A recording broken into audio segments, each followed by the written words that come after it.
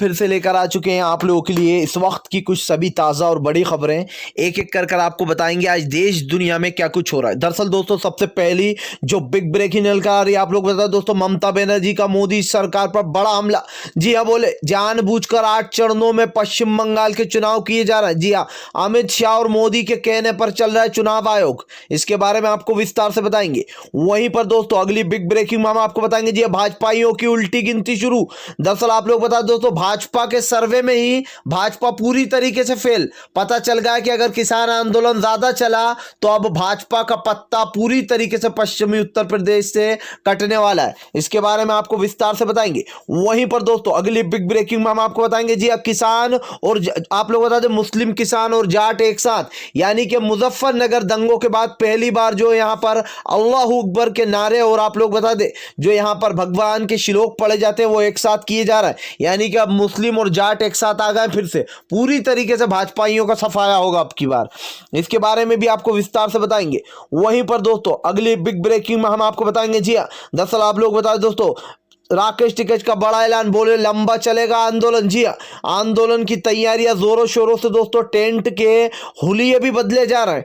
इसके बारे में भी आपको विस्तार से बताएंगे। वहीं पर दोस्तों अगली बिग ब्रेकिंग में हम आपको बताएंगे जी हाँ दरअसल आप लोग बता दोस्तों 5 राज्यों में चुनाव का ऐलान कर दिया गया। लेकिन दोस्तों क्या पश्चिम बंगाल में ये जानबूझकर नहीं किया गया? 8 चरणों में चुनाव, और जहां पर दोस्तों ममता बनर्जी की पार्टी सबसे ज्यादा मजबूत है वहां पर दोस्तों 3 फेस में चुनाव किए जा रही है। सोचिए 3 फेस में, टोटल जो होना है वो 8 चरणों में होना है, लेकिन 3 चरणों में जहां पर ममता बनर्जी को सबसे ज्यादा वोट मिलते हैं वहां पर किया जा रहा है। और इसके ऊपर ममता ने बिल्कुल सही जो है हमला भी बोला ममता बनर्जी ने। इसके बारे में आपको विस्तार से बताएंगे। वहीं पर अगली बिग ब्रेकिंग में हम आपको बताएंगे जी दरअसल दोस्तों आप लोग बता दें किसान संगठनों का बड़ा ऐलान, बोले फिलहाल अब तो यहीं पर गर्मी यहीं पर खेती। जी हाँ, मोदी सरकार की फूली सांसें। इसके बारे में भी आपको विस्तार से बताएंगे। वहीं पर प्रियंका गांधी को दोस्तों वाराणसी में मिली जीत से गदगद हो गई है प्रियंका गांधी। जी हाँ, भाजपा को एक वोट नहीं दिया युवाओं ने। इसके बारे में भी आपको विस्तार से बताएंगे। तो सारी खबरें एक एक कर देंगे। फिलहाल खैर चलिए बढ़ते हैं सबसे पहली और सबसे बड़ी खबर की ओर। दरअसल दोस्तों आप लोग बता दें लगातार जो है यहाँ पर भाजपा के एक के बाद एक काले चेहरे जो है या फिर खेल जो है दोस्तों, पहले ईवीएम का खेल और अब दोस्तों चुनाव आयोग का खेल वो सबके सामने आता जा रहा है। दरअसल दोस्तों बीते देर रात को जो है यहाँ पर चुनाव आयोग ने 5 राज्यों के चुनाव का फैसला कर दिया कि 5 राज्यों में चुनाव होंगे। लेकिन दोस्तों जो चौंकाने वाली बात थी वो थी पश्चिम बंगाल की। जी हाँ दोस्तों, दूसरी जगहों में सिर्फ 3 या 1 या 2 फेस में चुनाव होना है, लेकिन पश्चिम बंगाल में 8 चरणों में चुनाव होना है। दोस्तों क्या ये एक साजिश नहीं है? ये ममता बनर्जी का सवाल है। क्या ये एक साजिश नहीं है कि 8 चरणों में दोस्तों पश्चिम बंगाल में चुनाव? इससे पहले हमने कहीं पे नहीं देखा कि 8 चरणों में पश्चिम बंगाल में चुनाव हुआ है।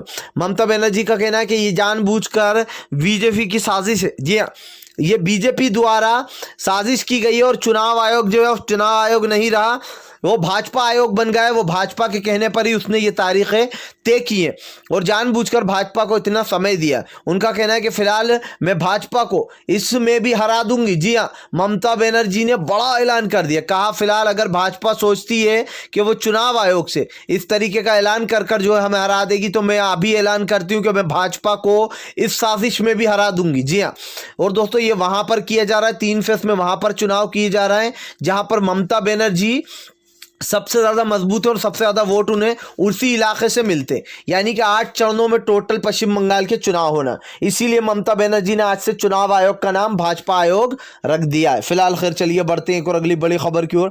दरअसल आप लोग बता दोस्तों बीजेपी के सर्वे में भाजपा के उड़े सुपड़े उत्तर। जी हाँ, आप लोग बता दें योगी का हटने वाला है कोहरा।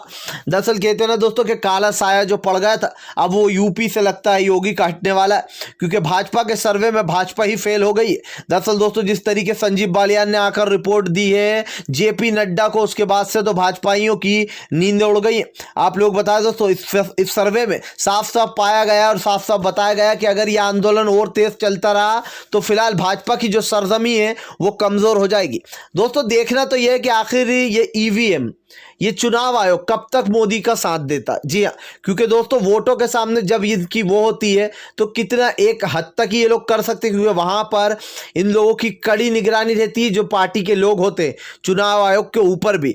यही तो देखना है कि यहाँ पर जिस दिन पासा पलटा, उस जिस दिन पीएम के पद से मोदी जी हटे, उसके बाद ये सब लोग अपने आप सीधे होंगे। जी हाँ, और इसीलिए तो भाजपा की नींद उड़ गई है कि अब हम सत्ता को खोना नहीं चाहते दोस्तों। आज लगभग दोस्तों ये समझ लीजिए कि 6 से 7 साल हो गए हैं भाजपा की सरकार को, लेकिन दोस्तों इन 7 सालों में हमने और आपने काफ़ी कुछ खोया। लॉकडाउन के चलते दोस्तों हमने कई गरीब मजदूरों को खोया। जी हाँ, हमने दोस्तों दिल्ली हिंसा में न जाने कितने मुसलमान भाइयों को खोया। हमने जो है यहाँ पर दोस्तों अभी इस किसान आंदोलन में न जाने हमारे कितने किसान भाइयों को खोया, न जाने और क्या क्या देखना बाकी है दोस्तों इन 3 से 4 सालों में जब तक इस भाजपा की सरकार है।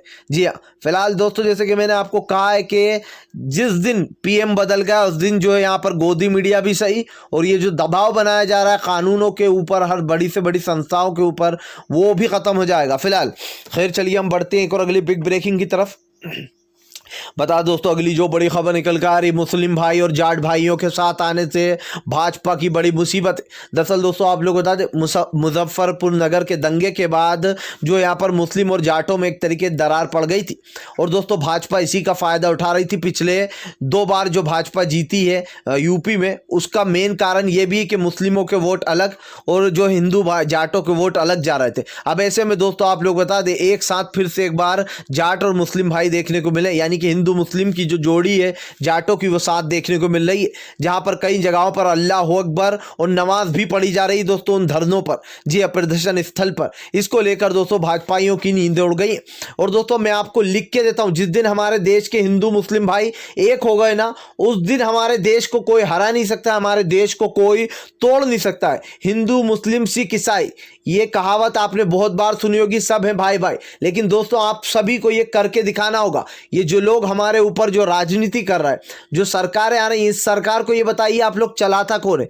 इस सरकार को, इस देश को सरकार नहीं चलाती, इस देश को चलाते हैं हम और आप जैसे आम नागरिक। जी हाँ, अगर आप लोग, हम सब लोग हिंदू मुसलमान को साइड में रख दें और एक बार मिल के साथ में इनका मुकाबला करें तो इस भाजपा को हारने से कोई नहीं रोक सकता। बस जो है जरूरत है तो एकजुट होने की, क्योंकि कहते हैं ना कि अगर हाथ से हाथ मिलाओ तो ताकत जो है बढ़ जाती है, तो उसी तरीके से जो है यहाँ पर दोस्तों हमें अपने एक दूसरे की ताकत बढ़ाना होगी। और फिलहाल जाट लैंड में यही हो रहा है कि हिंदू मुस्लिम के साथ आने से भाजपाइयों की नींदें उड़ गई हैं, तभी तो फिर से एक बार सांप्रदायिक दंगा फैलाने की साजिशें हो रही हैं। फिलहाल खैर चलिए हम बढ़ते हैं एक और अगली बिग ब्रेकिंग की तरफ।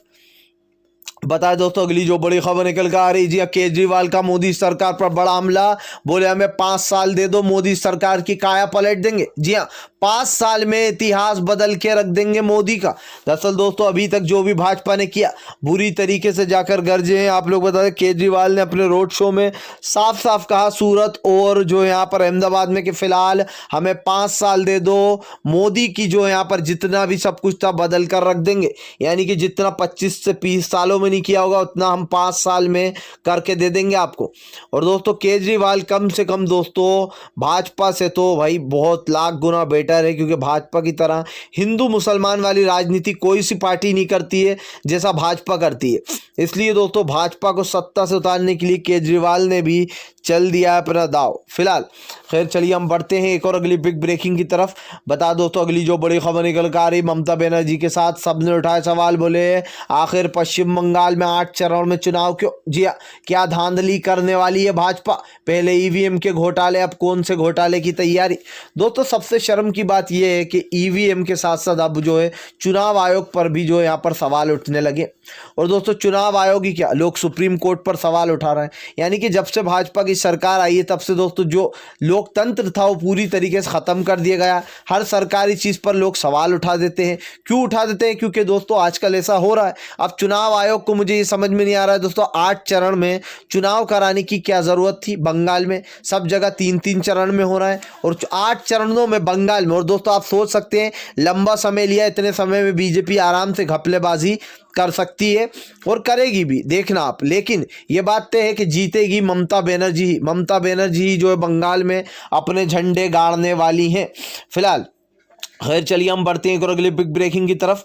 बता दोस्तों अगली जो बड़ी खबर निकल कर आ रही है, प्रियंका गांधी वाराणसी में मिली जीत से गदगद, भाजपा को एक भी वोट नहीं। दरअसल दोस्तों इस देश के युवा ने बता दिया है कि फिलहाल वो भाजपाइयों के साथ नहीं, वो कांग्रेस के साथ है। वाराणसी दोस्तों जो कि एक बीजेपी का या फिर यूं कहते हैं मोदी का गढ़ माना जाता है, जी हाँ बनारस, वहीं पर मोदी की सबसे बड़ी हार हो गई। एक वोट किसे कहते हैं दोस्तों, वो एक वोट भी नहीं मिला भाजपा को, और इसीलिए भाजपा सदमे में चली गई है। और दोस्तों यकीन मानिए भाजपा का सदमा जो है वो खत्म होने भी वाला नहीं है, क्योंकि इस देश का किसान फिलहाल अपनी बातों पर अटल है। उसने सोच लिया है कि इन भाजपाइयों की उल्टी गिनती कराएंगे, और अब जो यहाँ पर फिलहाल ऐसा ही चलने वाला है, क्योंकि दोस्तों हमारे देश का किसान और हमारे देश के युवा अब झुकने वाले नहीं है। अब तो भाजपा का हर जगह से सुपड़ा साफ करने का समय दोस्तों, कितना ही जो यहाँ पर कुछ कर ले, चुनाव आयोग को अपने बस में कर ले मोदी सरकार, लेकिन दोस्तों एक बात तो तय है कि फिलहाल यहां पर भाजपा का हारना तय है, और इसको हारने से कोई रोक नहीं सकता, क्योंकि आज देश का हर दूसरा आदमी भाजपा के खिलाफ हो गया है। कल 8 करोड़ लोग, सोचिए दोस्तों, इस सब में शामिल थे जो कल यहां पर पूरा भारत बंद रखा गया था।